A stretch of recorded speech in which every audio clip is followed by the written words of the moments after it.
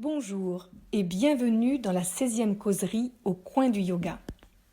Le mental est notre plus grand ennemi, mais également notre plus extraordinaire allié pour réaliser notre potentiel. Pour la philosophie du yoga, l'être humain est une conscience spirituelle incarnée dans un corps. L'incarnation a un but différent pour chacun qui s'appelle dharma en sanskrit. Le corps dans lequel on s'incarne, ou ce qu'il va devenir, et dans le corps sont inclus le mental, les organes sensoriels et intellectuels, dépendent du dharma. Chacun n'aura pas les mêmes aptitudes, il aura celles nécessaires à l'accomplissement de sa mission. C'est ce que j'appelle potentiel. Le dharma, d'après la philosophie du yoga, est une mission à long terme, et notre vie quotidienne est plutôt rythmée par des objectifs de court terme. Très peu de gens connaissent leur dharma ou en ont conscience. En revanche, grâce au travail de la connexion à soi, il est possible de développer son potentiel à plus court terme. On peut bien sûr avoir une conception différente de l'être humain, mais la notion de potentiel mérite d'être considérée. C'est une aide pour se défaire des schémas normatifs sociétaux et familiaux afin de se trouver soi-même et se centrer sur nos désirs profonds qui, si on ne les réalise pas, finissent par faire souffrir d'une manière ou d'une autre. Quel sens aurait notre vie si quelqu'un d'autre pouvait la vivre à notre place ?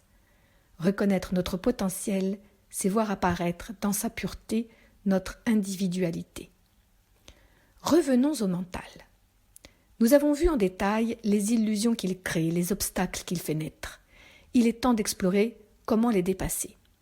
Patanjali résume la stratégie du yoga en 2 mots, abhyasa ou effort et vairagyam ou détachement. Les 2 sont aussi nécessaires à pratiquer ensemble que 2 ailes sont nécessaires pour voler. Commençons par abhyasa. Abhyasa représente l'effort approprié pour atteindre l'état de chitta-vritti nirodha, un mental apaisé capable de concentration. Patanjali ne nous dit pas quelle forme cet effort doit revêtir parce que ça varie selon les personnes. Nous avons tous des besoins différents. Mais également parce qu'il insiste sur la primauté de la fonction sur la forme. Le contenu est au service de l'objectif. Il varie d'une personne à l'autre, d'un jour à l'autre selon notre état de santé, et d'une saison à l'autre parce que nous évoluons. En revanche, le but poursuivi reste le même, progresser toujours plus dans l'apaisement du mental. Pour certains, ça passera par le corps, pour d'autres, par le contrôle du souffle, pour d'autres encore, par la répétition de mantras. Nous parlerons ultérieurement des catégories d'outils du yoga à partir desquels créer une pratique. Cependant, même si nous parvenons à apaiser notre mental, nous n'aurons réalisé qu'une partie du chemin. Il faut stabiliser cet apaisement, être capable de le maintenir, c'est le plus difficile. L'ego va essayer de nous convaincre que le boulot est fait.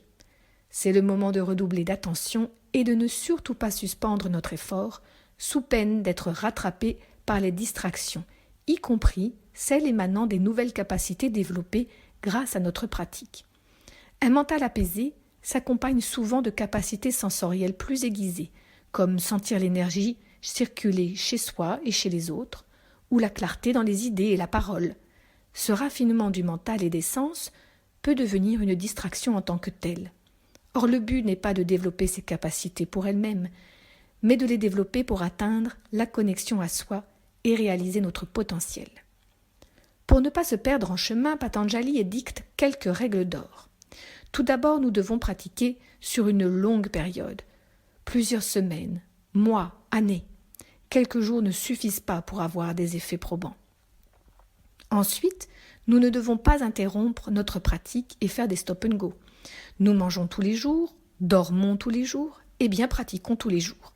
La pratique est une nourriture énergétique pour le mental, l'essence et le corps. Enfin, nous devons pratiquer avec une attitude positive, mais sans excès. Notre pratique doit nous donner de l'énergie et être réalisée avec cœur, à partir d'un engagement profond. Si nous débutons notre pratique en rechignant, comment pourrait-elle avoir un effet positif sur notre mental ?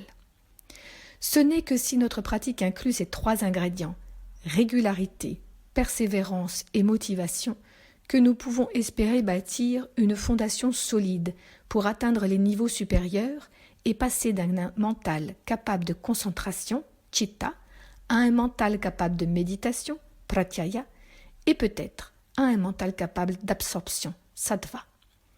Patanjali ne promet rien. Il dit « Les résultats se manifesteront s'ils le doivent. Ils seront différents pour chacun selon nos besoins et notre potentiel. Nous découvrirons peut-être notre dharma, peut-être pas. Mais ce qui est certain, c'est que nous nous rapprocherons de notre moi profond, de notre vraie nature. Le deuxième élément essentiel pour apaiser le mental est vairagyam ou détachement. Nous en parlerons en détail lors de la prochaine causerie. Namasté, cher yogi. Bonjour,